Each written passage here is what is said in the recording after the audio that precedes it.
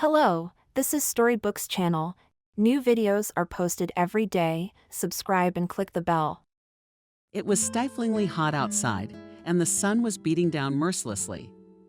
Annoyed, Jack walked quickly along the platform, wheeling a huge, heavy suitcase with a rattling noise. Behind Sam was Kelly, her spouse, slumping from side to side. The woman was in her last month of pregnancy, and the heat was killing her. Her legs were swollen, she was nauseous, and her lower back hurt like hell. The man muttered under his breath, "What did you put in there? It's like there are bricks inside. We're only going for a week. If we're not too late. God, it's hot. Come on, hurry up or we'll be late. I told you to hurry up and get ready, but no, we had to wait till the last minute." The woman, panting, answered, "Jack, don't run like that. I can't do it anymore. You know, my mom's had a stroke and she needs care. So I've taken a little bit of everything. Oh, I can't wait to lie down. My back hurts. I have no strength. How all at a bad time." The couple was just in time for departure, and in their haste, they somehow managed to get into the overcrowded train. Sweating profusely, the couple shoved the suitcase under the seat and sat in their seat. Kelly greedily drank water from a bottle and waved a newspaper at herself, making a makeshift fan out of it. She finally got her swollen feet out of her summer moccasins and sighed in relief. All she wanted now was to lie down and take a nap in silence. But her husband was of a different opinion. Jack was a middle-class businessman with his own bakery, a car, an apartment in a bedroom community, and a summer house. He considered himself a wealthy man, achieving everything on his own, earning every penny by sweat and blood. The man was terribly proud of himself, and at every opportunity he tried to show that he was an unusual commoner and worthy of more. Sometimes this went above and beyond. This time, he and his wife had to go urgently to another city to visit Kelly's sick mother. The woman had had a stroke and needed expensive medicine and care. All of these issues had to be dealt with as a matter of urgency. It would have been much easier to fly and more comfortable. A couple of hours of comfortable flying, and they would have been there, but that was impossible. First of all, Jack was terrified of flying. He was shaking just at the sight of an airplane. He was terrified of heights.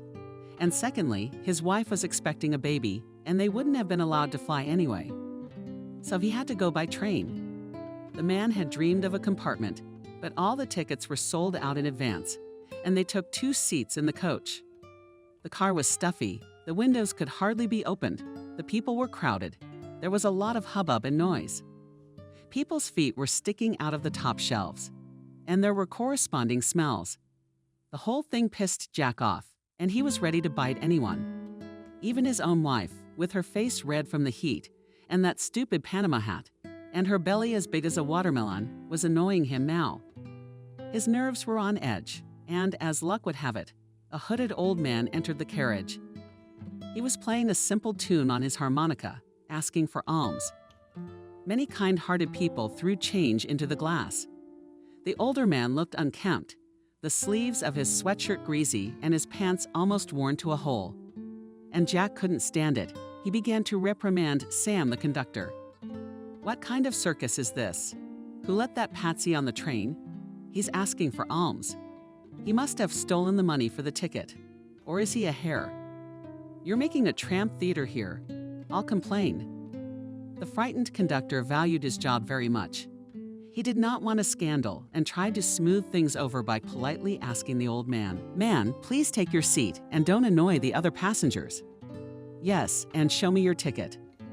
The old man frantically searched his pockets, but when he couldn't find a ticket, he tried to sit quietly by the window.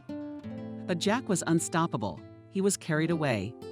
"Look at this tramp. He doesn't even have a ticket. So why is he climbing up to the window? Normal people get a side seat, but this one by the window. I'm not going to ride next to this strange man. Conductor, escort him to the vestibule immediately. My wife is pregnant. I don't want to catch any more infections. And bring me some tea with lemon. And my wife too. No respect." The crowd began to murmur. Most of the passengers were also indignant about letting a vagrant in, just in case he was a thief. It's true, if you turn your back for a minute and your wallet is gone, we know these sneaky beggars. They talk with their teeth, but try to steal the money themselves. Let him go. All the more so because he doesn't have a ticket. But some began to defend him. What are you doing attacking an old man? Maybe he dropped his ticket somewhere. You bought the ticket, didn't you, sir? He's not asking for anything from you personally. If you want it, give it to him. If you don't want it, it's up to you. He's not bad. You know how hard life is for pensioners these days. You don't know what's happened in life if a person has to earn his bread this way. The old man replied, Yes, I bought the ticket. I must have dropped it. How could they let me into the carriage without a ticket? At the entrance, they checked everyone's. Sam helpfully brought the tea to Jack, hoping that he would calm down, but the man took a few sips and got even more excited. It's not tea, it's cattle broth. Clearly diluted, not hot, no taste or smell. Where's your book of complaints? Give it to me now. Kelly was frightfully nervous and tried to reason with her furious husband. Jack, stop it. That's enough. I feel bad enough as it is. Why are you picking on this pensioner? And normal tea, cool down, I beg you. But my husband kept saying his own thing. You're always like that. You're a sissy. That's why you let them wipe their feet on you, and I'm not like that. I'm a businessman with a capital letter, and you're my wife. Can't you see we're not on a train, we're in a stable? It's a mess, and I'm not going to stand for it. You have to know how to stand up for your rights. The poor guide whispered to the old man, I'm begging you, please go out into the vestibule for a while. Stay there for a while. Let this obnoxious guy calm down, and then I'll let you in. Otherwise, he will start to complain everywhere and everywhere. I know such people. The old man stared at Sam, sighed heavily, and silently walked out of the carriage, shaking his head. Jack personally forced the conductor to lock the door and said contentedly, Well, I wish I had done that a long time ago. Such characters belong there. Let him be enlightened. Sam just exhaled, hoping that the incident was over, but it was not. The irrepressible salesman immediately switched from the old man to the conductor himself, sensing in him an uncomplaining victim. Why isn't the bed made properly? And it's all wet or something. There must be cockroaches in here too, right? The passengers were making a disgruntled noise. How many times do you have to mutter? Your poor wife. How does she ever put up with you? I can't listen to you. Everything's wrong for you here. You should have flown, since you're so rich. Jack took a fighting stance, like a rooster ready to fight. What business is it of yours? You don't tell me what to do, and don't shut your mouth. I know my rights. Kelly became so nervous that she suddenly got a bad pain in her lower abdomen and lower back. She cried out and bent in half, a big puddle forming under her feet. A frightened Jack screamed, Kelly, what's the matter with you? Are you sick? The woman groaned and lay sideways on the shelf. Oh, that hurts. Mammy. Jack, I think it started. I'm having contractions and my water broke. The man was almost distraught, running around his wife in a panic and wailing. How did it start? It's still early. Guard. Help me. Help me. My wife is in labor. Conductor, stop the train.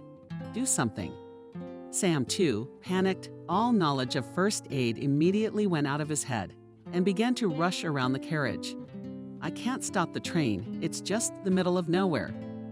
You have to wait at least until the next station, and that's an hour and a half at least. I'm going to call an ambulance to Sadavaya Station.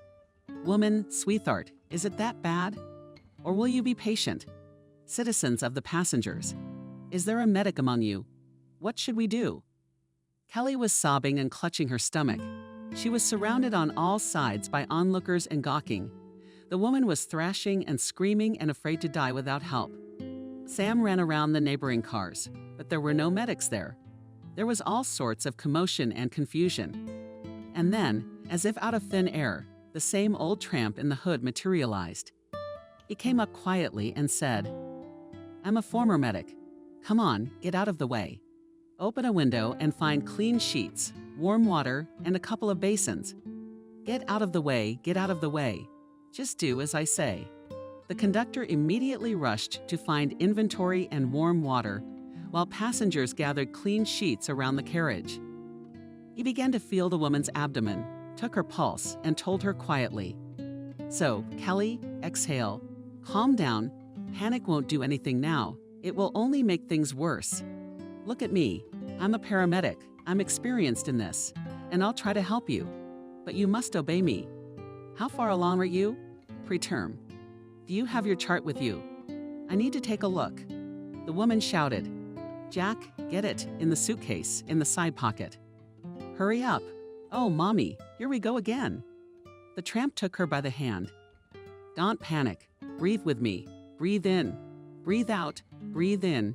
Breathe out, while I count the frequency of contractions." Jack, as if in a fog, gave his wife's card to the tramp, not fully understanding what he was even doing here. He thumbed through it thoughtfully and shook his head. Ouch, ouch, ouch, and a breech. A difficult case, judging by the frequency of contractions. She will give birth before we get to the station. The labor is very rapid. Jack, don't just stand there, make up some kind of screen. Okay. And you, Kelly, don't be afraid of anything and listen to me. Lie on your back, spread your legs apart, and I'll put a roll under your back. On the count of 3, start pushing, and then 1, 2. Jack watched the tramp do something behind a screen of blankets with his wife, as if mesmerized. And her periodically screaming wildly, the man was all over the place, shaking like a fever. He had no idea childbirth was so scary and painful. That's not how they show it in movies. It went on for about half an hour, but seemed to last forever. Jack was all sweaty, sweat trickling down his temples and back, and he whispered, "I wish she hadn't died. I wish she hadn't died. God help me." Finally, Kelly fell silent, and the baby cried loudly to the whole wagon. The joyful tramp laughed. "There you go, well done. What a little guy, but he's cheeky. I was afraid of that, but it's all right. And you, Kelly, well done. It's all behind us now. The station will be here soon, and the medics will meet you there. I did the best I could." All the passengers, especially the pale Sam conductor, applauded the tramp and shook his hand. Wow, he delivered the baby so professionally. He didn't get confused, just like in the movies. And that's when Jack burst out. "What right do you have to touch my wife anyway? Get away from her. Who do you think you are, you rascal? No one touches Jack's wife. I'll sue you." He grabbed the old man by the scruff of the neck and began to shake him, unaware of what he was doing. The passengers became indignant and started pulling the distraught Jack away. Kelly cried out in tears, "Jack, aren't you ashamed of yourself? Apologize right now, or I'll divorce you. I swear it. I'm sick and tired of your shenanigans. This hero saved my life. I see. Do you know the baby was walking on its feet? I never would have given birth to it myself. Never. And I would have died, and so would your son. Thank you so much. I'll be praying for you. Don't mind your husband. He's just stressed out and talking nonsense. He gets carried away sometimes. By the way, we never met. What's your name? I'll name my son after you, I promise." The old man threw back his hood, took off his sweatshirt, and everyone gasped. Behind him was a very nice and neat man in his 60s. "My name is James. I worked as a paramedic in my younger days, in an ambulance. I've delivered many babies, so in such a critical situation it would have been unconscionable for me to stand aside and not help your wife. Excuse me, but I took the Hippocratic Oath. And now I work as an inspector from the line department. I supervise the work of the conductors. Here's my ID card, so I'm not a rascal at all. I changed my clothes on purpose, so they wouldn't recognize me. Just today, I wanted to assess how Comrade Sam's shift is going. Of course, there are questions, but we'll solve that afterwards. And you, citizen, should be ashamed of yourself. You made such an ugly scandal. Take care of your son, Daddy." Jack felt as if he had been showered with ice-cold water. He was really embarrassed. He had insulted everyone and offended such a good man. And he really had just saved the life of his wife and son. The ashamed man grabbed his head, looked at his ID card, and babbled. "Oops, really a line checker. Forgive me, I'm not myself. Must be the heat and the nerves. It's all happening at once. I'm so out of it. Thank you, James, for your help. and forgive me for being rude and boorish. Let's forget the hard feelings and shake hands. I promise I'll invite you to the christening." I couldn't ask for a better godfather. James was a gentle man and held out his hand for a handshake. At that moment, it was as if he was electrocuted, and his legs felt cotton. James stood there, barely able to whisper with his lips, "It can't be. Am I?" The whole life of the former paramedic flashed before his eyes, and he began to remember the past. James had married early, when he was only 20, and had fallen head over heels in love with a beautiful fair-haired, brown-haired girl with the rare name of Emily. The girl was a character, very willful and arrogant. She knew her price, but this is what turned the guy. He wanted to get her attention at any cost. For a long time he courted her, gave her flowers, surrounded her with care and attention. And finally the unassailable fortress fell, and Emily agreed to marry him. They had a wedding. Everything was honorable. James dreamed that he and Rosa would live together, that they would have children, but it was not like that.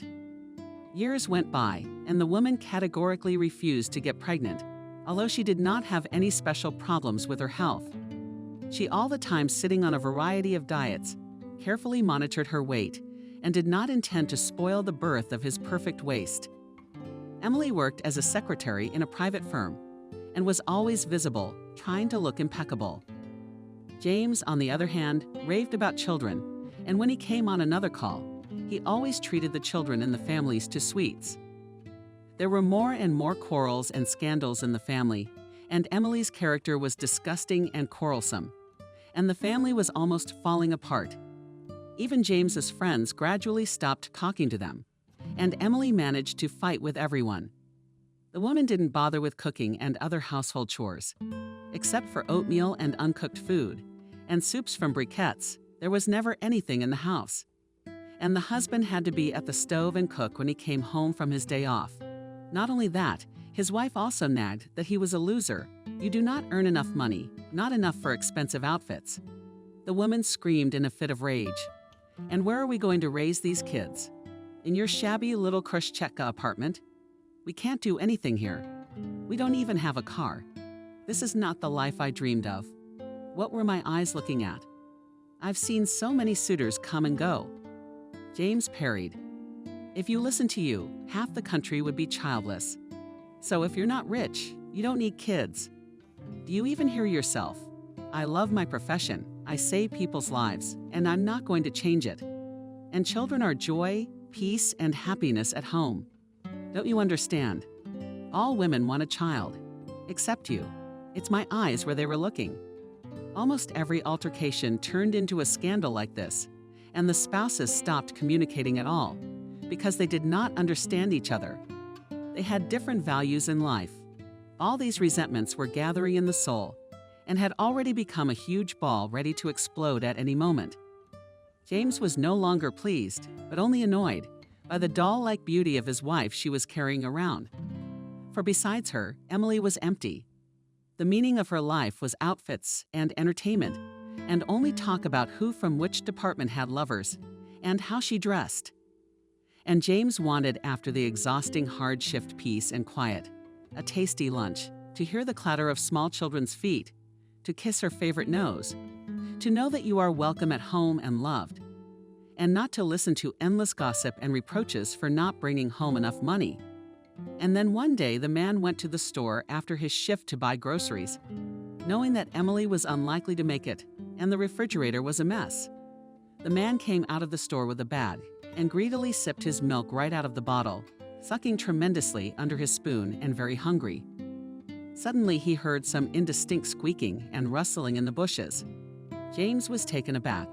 He thought maybe a puppy or a kitten. He rushed into the bushes. To his amazement, right behind the summer table, where the regulars were sipping their liquor around the clock, there was a baby lying in a large wicker basket. He was about 6 months old. The baby was bit by mosquitoes and was not even crying anymore, but only squeaking pitifully. He was all wet and hungry. James automatically, without thinking, held the baby to him and began rocking him. It subsided and calmed down a little. An ocean of tenderness exploded inside. The man had never felt such strong emotions before. There was no time to think about it, so the paramedic picked up the basket and carried it to the car, taking the foundling back to his home. On the way, he stopped at the drugstore and the store and bought formula, pacifiers, bottles, diapers, some clothes, and the essentials for the baby. He could imagine what a scandal Emily would make for him now, because she couldn't stand babies, and even babies, on the whole, but looking at this helpless little lump of James understood. He would not leave him for anything. The baby was very neglected, in dirty gray diapers, and had clearly been abandoned on purpose, which meant he wasn't needed by his parents.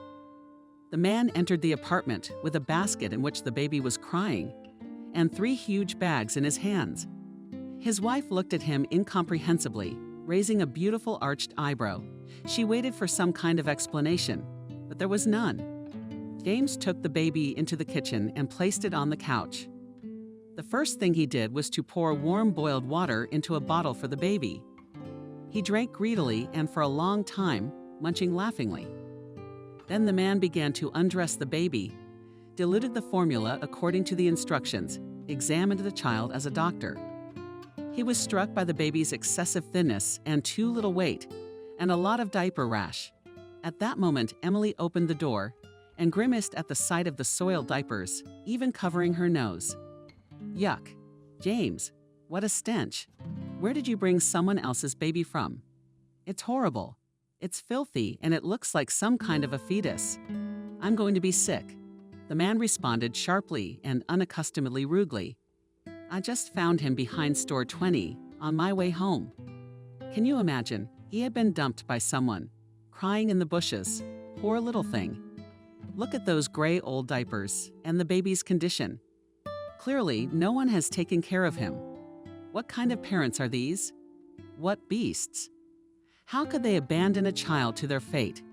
At this point, the baby screamed even harder. Well, do not cry, my dear. Now we are going to bathe. Then we'll put ointment on the ass, treat bites, and everything will be fine. Yes, look at that. It's like he understands. He's quiet, and he's not crying anymore. He's even smiling. Emily, wash the tub and fill it with warm water. We're going to bathe the baby now. I bought some baby soap. Please get it ready. The woman snorted. I won't. Take him to the police or a shelter. I'm not going to take care of somebody else's baby. I don't want him yelling in here all day long. What do we need this one for? Are you out of your mind, James? Wake up. Is he from a family of alcoholics or drug addicts? Something in James's soul snapped and the point of no return was reached. He looked at Rosa harshly, literally with hatred, and said, I'm going to adopt him, all right, and live with him. I'm going to name him Jack, after his dead father. And you're either going to be a loving mother to him, which I don't think you will, or go away forever. You're not a woman, you have no maternal instinct. And I'm sick and tired of living with a mean, trashy woman who only admires herself. I want a real, full-fledged family with children.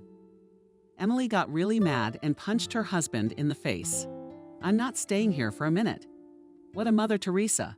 I've got men like you biting their elbows. And I don't want to raise somebody else's kids. I don't even want my own children. I'll live happily ever after in my own pleasure. Is that clear? Loser. So they parted with a scandal, and later officially divorced. It turned out that the baby's parents were veteran alcoholics, and the child was only a burden to them. They had simply forgotten him when they were drinking another bottle behind the store. And when they found the baby missing a day later, they did not make a fuss. They thought someone must have picked him up. The grief-stricken parents wrote the waiver at once and gladly, for there was a case of alcohol at stake, which James had offered them in exchange for giving up their son. The man got Jack out, fixed him up, and adopted him. At work, he was even given maternity leave to care for the child. Colleagues admired such a noble deed of a man, and helped what they could, carried home things, toys, sometimes looked after Jack, that James with the lack of habit at least a little sleep. At first, it was very difficult. The baby cried a lot and often woke up, and the money was in short supply, because James's earnings were below average, and maternity pay was paid little. Jack was in a very bad shape. At 6 months old, the boy was not even sitting up, just lifting his head, and that's all. He weighed very little and cried all the time. But James was a medical man, and he did his best. He regularly and persistently gave the boy massages, bought expensive food, walked a lot with him, made educational toys, and by 1 year, the baby was making the first steps in his life. The man gave all his strength and love for the baby and did not dote on him. He just melted, hugging his boy, as he affectionately called him. And when Jack first said, "Daddy," and smiled at him and ran with his little arms outstretched, the man's heart felt warm and good, just what he had been missing all these years. That was happiness. When Jack was 3 years old, things got easier. He went to kindergarten and James went to work, and life took off and went on. So they lived with their son for 10 years. Jack grew up smart, clever, but very active. He needed an eye on him. James tried to please his son. On his birthday, he gave him a new fishing rod. Jack liked to run to the pond with his friends to fish. They spent a lot of time together, fixed jiggly and a moped. His father taught his son to ride it. The boy had 2 cronies, Alex and Mike, but they were both 3 years older than him. They thought they were very old, and they did not always take little Jack for walks, considering him still small. And Jack was angry. He wanted to be in their company, and he tried every way to prove that he was an adult. So one day, while his father was on shift, Jack got caught up and ran with the older boys to the railroad tracks, looking for a fun adventure. They came up with this fun, on a dare, to see who could jump onto a passing freight train. Of course, no one thought about how dangerous it is. Boys are boys. But arguing is one thing, and doing it is another. At the sight of passing trains, rumbling huge trains, the boys instantly got scared, were quiet, and did not climb up. And only a quick and small-sized Jack dodged and managed to jump on the run. He waved happily to his friends and was incredibly proud of himself, thinking that the train was about to stop and he would get off victorious. He would be respected by everyone, and they would definitely stop calling him a punk. But things did not go according to plan. The train was a passing train, and gaining momentum rapidly, rushed away.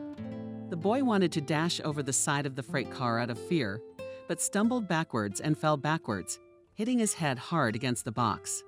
The boys ran after the train for a long time, trying to shout for Jack to get off, but they never saw their friend again. Alex and Mike got cold feet, got scared, and went home quietly. They knew their father would come looking for Jack, and they would get in a lot of trouble from their parents. They hoped that their clever friend would get out at the next station and make it home. They had already regretted 100 times over the stupid argument and the loss of their friend, but there was nothing they could do about it. James did not come home until the morning after his shift, exhausted and tired. His son wasn't home. At school already, James thought. But when he went into the bedroom and started to change, he jumped up and down, and almost lost his mind when he realized Jack was gone. The food had been untouched since the night before, and the bed hadn't been made. If Jack himself had made it, it would have looked different. His son didn't like to make his bed and did it sloppily. The man rushed first to the school, the teacher reporting that Jack hadn't come in today. He asked Alex and Mike where Jack was 100 times, but they just shrugged their shoulders, saying, "We don't know. We haven't seen him. He went to his friends, ran around the neighborhood like a madman. Even went to the pond, thinking that maybe his son had gone fishing. But no one was there either." It was only in the evening that James doomed to go to the police, realizing that the case was bad and that he himself would not find his son. The search began. They interviewed the same boys with whom Jack had been walking the whole time, and under pressure from the operatives, they found out that his son had jumped into a freight train as a joke and disappeared. Time was lost because more than a day had passed, and the train he was looking for was already on the other side of the country. They looked for Jack at every station, questioned passersby, hung photos on poles, but all was in vain. The boy seemed to have vanished into thin air. Time passed, and the search yielded nothing. The son was declared missing, and the case was closed. James was black with grief, going crazy, because his son was the meaning of his life. He blamed himself for being a lousy father and not taking care of his son. The man wept bitterly, clutching his son's backpack or jacket. At work, everyone sympathized and looked away, but behind his back, they whispered that the boy was probably dead already. Otherwise, they would have found him long ago. It was unbearable to hear the whispering. What an unlucky man James is. His wife left him, turned out to be a bitch, and now his son is missing. Poor man. It's like he's cursed. James couldn't stand it mentally and decided to quit. He abruptly left medicine, although they did not want to let him go for a long time, and persuaded him to stay at the substation, because he was a good specialist. The man went to work on the railroad, hoping to meet his son one day.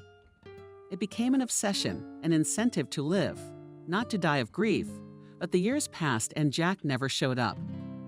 James also changed a lot during this time. He became withdrawn and lived an almost ascetic life. Working hard, there was no reason to go home. No one was waiting for him there. In his new job, he never told anyone anything. That's why many people didn't like him. They thought he was a bougie man. But he was valued as an employee.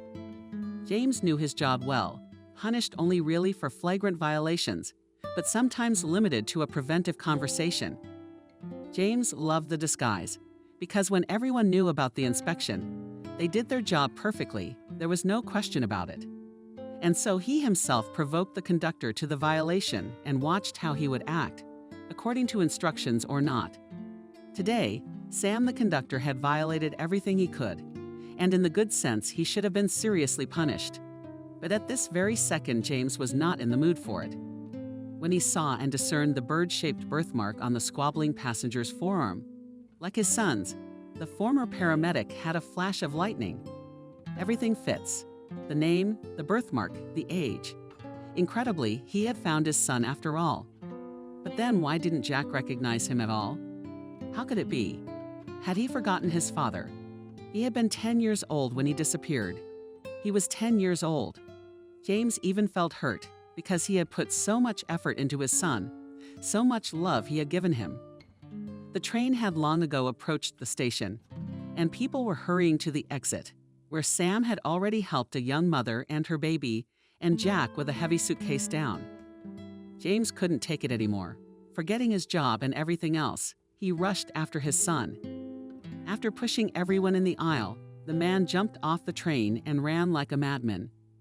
His heart was pounding out of his chest. James was panting, but he made it. Jack was still stomping outside the ambulance, his wife and newborn son inside. The paramedics were examining the baby and putting Kelly on an IV. The man was figuring out which maternity hospital to take his wife to so he could follow. And Kelly dictated to him a list of things to buy and bring to the hospital. She was certainly not prepared for a premature birth. James, unaware of himself, ran up to Jack and almost screamed. "How's that, son? Jack, don't you recognize your father? You're my son. I raised you since you were a baby. I took you to school, fried eggs and bacon in the morning, made you eat porridge. Remember how we fixed the moped in the garage? And then we took it to the river. There was mud everywhere. We got stuck, fell down, and got all dirty. It was so much fun. And how we celebrated your birthday at home. I also gave you a fishing rod because you loved going to the pond with the boys. And Alex and Mike, you were with them when you disappeared. Don't you remember any of that? You can't have forgotten all that, can you? After all." And then Jack's face began to change, and he grabbed his head. Tears spurted from his eyes, and he shouted, "Bahia, my dear father, I remember everything. I finally remember everything. Oh my God, thank you. All those years growing up in an orphanage, not knowing who I was. Where did I come from? They used to call me Mowgli. That's so scary. Dad, let me hug you." And for the first time in many years of separation, they hugged each other as tightly as they had in their childhood. Jack whispered, "Pardon me, Daddy, for being rude on the train. I get like that sometimes. Gee, Father helped his own grandson to be born. He didn't know it himself. Gee, tell anyone, they won't believe it." Jack opened the door of the ambulance and started screaming. "Kelly, you won't believe this. You had my father in labor. Can you imagine that? Meet James. My daddy. I remember everything. The woman crossed herself. God, Jack, you really are out of your mind. Close the door. You'll have to forgive him, James. Memorize the address. Come see me and my son tomorrow. 3rd floor. All right, here we go. Don't forget to get everything on the list I wrote down. And take a sedative. I'm worried about you. You're weird. Alina was taken to the maternity hospital, and Jack offered. Wife didn't believe it either. She thinks I'm completely out of my mind. Well, since I'm still out on the street until tomorrow, I need to find a hotel. Maybe we could sit down and celebrate the reunion and the birth of my son. So much has happened in my life this day, more than in my whole life, probably. We have a lot to talk about. I'll just buy everything on the list first, and then I'll run to the maternity hospital in the morning. James happily agreed. Of course, son. I've been looking for you for so many years. I quit my job as an ambulance man and got a job on the railroad as an inspector, so I could get on different routes. I only hoped and believed that one day I'd find you. It was on the railroad that you disappeared. I was looking at the faces of the passengers, looking for someone who resembled you as a child. But believe me, if it wasn't for that mark on your arm, which I remembered by heart from infancy, I would never have recognized you, my son. You've grown up, and you were the smallest boy in your class, with funny bumps and blonde curls. How many years I've been looking for you, my son. And now a miracle has happened. An hour later, father and son settled in a quiet hotel, laid out a simple snack on the table, poured a shot of cognac, and began to talk. James questioned, Son, tell me how and where you disappeared without a trace. I came home from my shift that ill-fated day, and I almost lost my mind when I didn't find you at home. And when the police found out that you and your friends had jumped onto a freight train on a dare, the train had left, and they had never seen you again. Neither did I. What happened to you then? We were all hoping and praying that you'd get off the train at the next stop and let us know. Tell me what happened.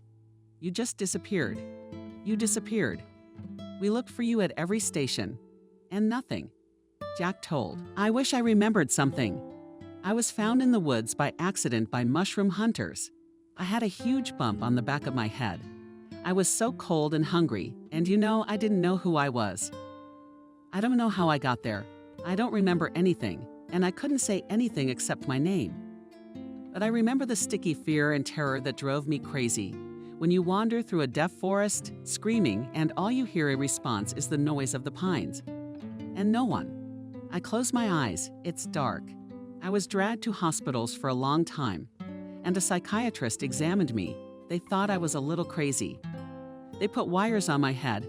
I had all sorts of tests. They said that I had lost all my memory as a result of a severe shock and head trauma. The bump didn't come out for nothing, so he had fallen. And then they sent me to an orphanage. All hell broke loose there. They teased me about Mowgli. I was very isolated. I didn't communicate with anyone, and in general, I avoided people. I barely survived there, Daddy. I had to steal bread from the kitchen. I ran away twice, and I was beaten up.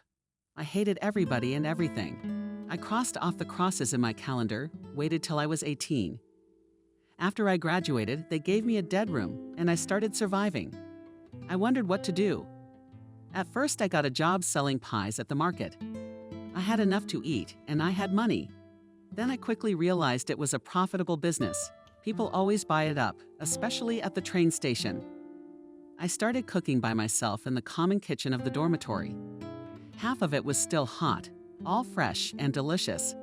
And I realized that it was mine. It was easy to do, and I even liked it, so to speak, to my liking. Then I opened a snack bar, and with time I opened a real bakery. I'm proud of myself. My French crispy buns, the whole neighborhood knows, in the morning ran to take before it got cold. Back when I worked at the diner, hired Kelly to help. She was still a student then, looking for part-time work, and so we met. We've been together for better or for worse ever since. She's a gold mine. She's patient and understanding. So I made it on my own, and now we have a son. That's it. Still, all these years I was carrying a grudge or a spite, like a splinter in my heart, and I don't understand it myself. I was terribly annoyed that I felt like I was an outcast of society, without lineage or tribe. All my acquaintances have at least one of my relatives, and one, like a finger. So I tried to prove to myself that I deserve something. Maybe that's why I often got conceited. And now it's so easy and good. James couldn't hold back his tears and wiped them with the back of his hand. Poor son. How much you had to go through, to endure, and all these years I did not believe that you were dead, although absolutely everyone assured me of it. You must have fallen in a freight car and lost your memory. But you didn't know who you were, where you were from, and where to go. So you got lost in the woods. And for me, Jack, life stopped that day. It just didn't make sense. I thought I was going crazy. I was going out of my mind. And then I got it into my head that I had to meet you. I believed it, and I chose that profession on purpose. By the way, I need to talk to that guy tomorrow, Sam. He has grossly violated every instruction imaginable and unimaginable. I had my ticket, and he knew it perfectly well, but he chased me into the vestibule anyway. Jack blushed. Enamid, father, don't punish him. It was me who drove everyone on the train crazy with my nagging. That's why the conductor got confused. I'm so glad we're together now. I won't run away or get lost. We'll live together, and we'll make up for all the things we've missed over the years. But what are we going to do about Kelly's mom? I mean, she's in the hospital after a stroke. We were on our way to see her. She doesn't have any family besides her daughter, so there's no one to take care of her. My wife's got a lot of medicine and diapers. And now what? I'm torn. I've got to go to the maternity hospital, and I've got to save Kelly's mother. I can't stop thinking. James took another drink and said emphatically, I suggest we do this. You stay with your wife and son, and I'll go to Kelly's mother's early in the morning. I'll stay there. Anything I can do to help. I'll call and let you know what's going on. I mean, we're family now. And when you're discharged from the hospital, you'll be there. All right? Jack hugged his father again. Thank you, Daddy. I don't know what I'd do without you. I'm going to call my beloved right now and explain everything to her. Otherwise, she'll go crazy, worrying about her mother. And God forbid the milk is lost. So they decided. James went to another city to help Kelly's mother. He arrived 24 hours later. At the hospital, it took a long time to explain the situation, to call my son's spouse to get him admitted to the room with the sick woman. The man knocked and timidly entered. He knew what a stroke was and what its severe consequences were, and he was afraid to see a bedridden, paralyzed woman. But on the bed lay a small, pretty, and not yet old patient. Her face was sweet and a little laughing. She turned her head toward James and smiled broadly at him. Hello, James. Are you Jack's dad? Aren't you? Nice to meet you. Kelly explained everything to me on the phone. What a mess my daughter made of it. She's got everybody in a tizzy. She's got everybody in a tizzy. It's embarrassing, isn't it? Have a seat. My name is Miranda. Let's meet. I've been sick for a while. I've been out in the sun to weed the beds. And I felt that bad, but no, let me think I'll finish. And then a sudden flash in my eyes and pain. And that was it. I lost consciousness. Well, still, a neighbor was spinning nearby, at a nearby site, saw it all and called an ambulance. We could say they got there in time. My speech was not cut off, my head was still sharp, but I could still think, but it hurt a lot. I'm fine now. I can't listen to my right arm, I feel as if it was not mine, and my legs are still not walking. But the doctors assure me that there is hope. It is because of me my daughter, poor thing, gave birth prematurely, I know. It all happened so quickly. James grinned. Yeah, tell me about it. I even had a chance to deliver your daughter. I was just in the carriage with them. The baby is wonderful. Even though he was born a little early, all is well, do not worry. Why am I sitting here? I'm not here for a dinner party. Now we're going to put out the presents your daughter packed. Don't be shy with me, my dear. I'm a medic myself, a paramedic. So I'll look after you professionally, don't worry. Lunch first thing. I popped into a cafe on the way in, got a hot soup to go and a warm cutlet of chicken and pasta. Just right. So let's eat. I'm going to make you more comfortable with a cushion under your back, like this. Miranda was embarrassed to have a strange man around her, but she liked James very much, and he immediately made her like him. She could see that he was an open and kind man, and that he did everything sincerely and from his heart, and there was simply no other way out. That is how they became friends. James quickly found common ground with the ward staff, making sure that Miranda had all the manipulations and hygiene procedures done on time. He obtained expensive medications that were very effective for recovery after a stroke, and he took care of the woman and did not let her fall into despondency and moping. He encouraged her all the time. No tears, and I don't want to hear the word invalid. Who's going to babysit my granddaughter? No, honey, we'll massage her again. I know it hurts, but the muscles will get stronger faster. Then I'll take you for a walk. It's nice outside. The birds are singing. Let's read Yesena in the shade. Do you like poetry? I just love it. But I have no time for it. So now it's time to remember the classics. James did not notice how 2 weeks flew by. During that time, Miranda had become almost his own person. During the years of his reticence, he missed normal human warm communication so much that he spent most of the day with his patient. And he began to catch himself thinking that he liked this nice woman. After his divorce from Rosa, James had had no more affairs, as if cut off. It seemed to him that all women are like that, mercenary and calculating vipers, like Emily. But here he saw a completely different, open and kind person, and he fell in love with Zoe more and more. In the meantime, Jack was not leaving Kelly's side. He couldn't stop admiring his son. What a beauty, with bow lips, a button nose, just like his wife, and his eyebrows, Jack, and his eyes, just as sky blue. Kelly laughed. Jack, I was really scared when you told me that your father delivered my baby.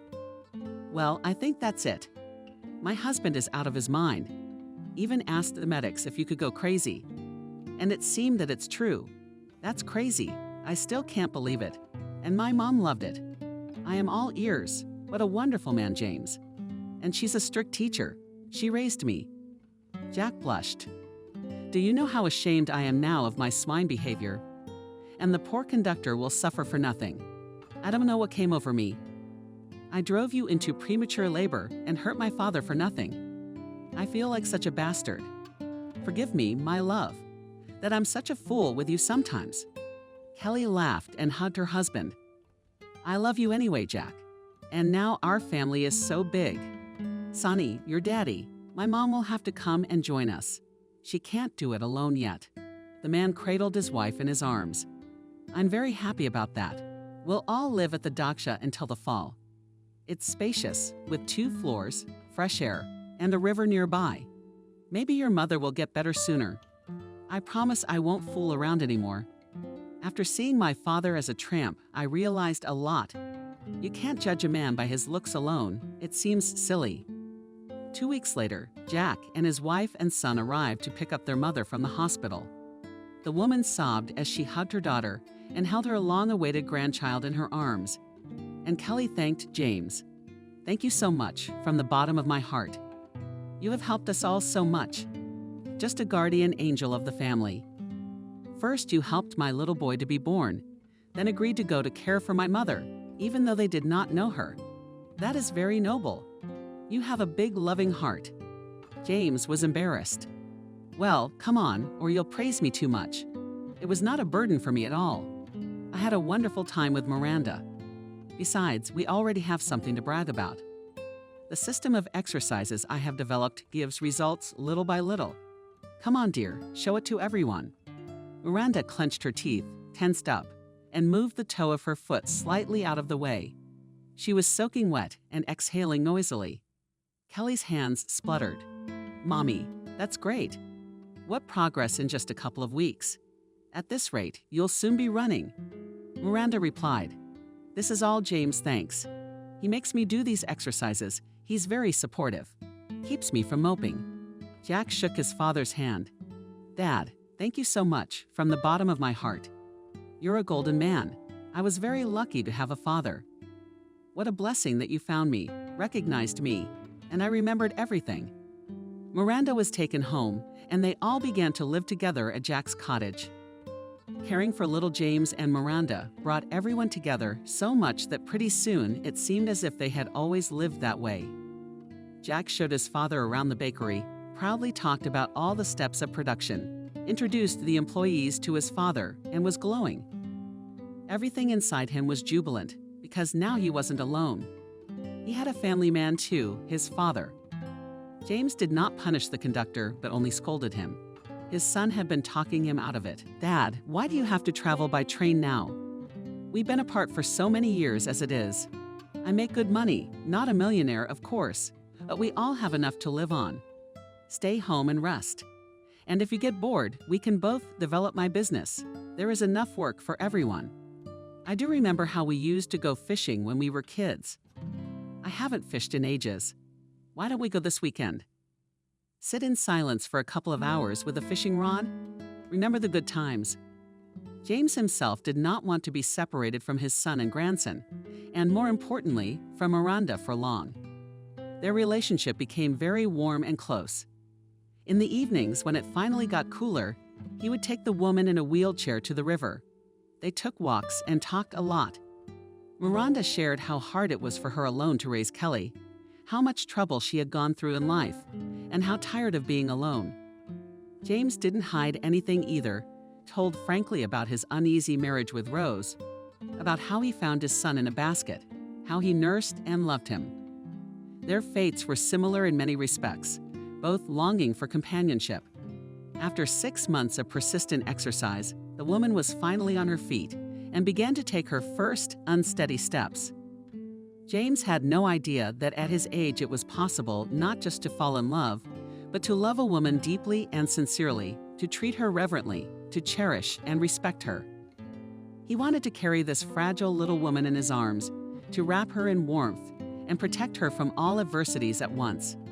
Kelly rejoiced, too, to see her mother blossom and change. She had such a thirst for life, such a mood, and how she was embarrassed and blushing when James complimented her. Often Kelly would tell her husband jealously at night in the bedroom, "I envy my mommy. Your daddy is a real gentleman. Every morning he quietly puts a little bouquet on the windowsill in her bedroom. I don't know when he does it. And what does he call her, my darling? There's no romance in you, Jack, but I love you all the same. You're my sturdy wall and support. And yet, don't forget, at least sometimes, that I am a woman." Jack, watching his father, had also changed a great deal. He no longer boasted of his position anywhere.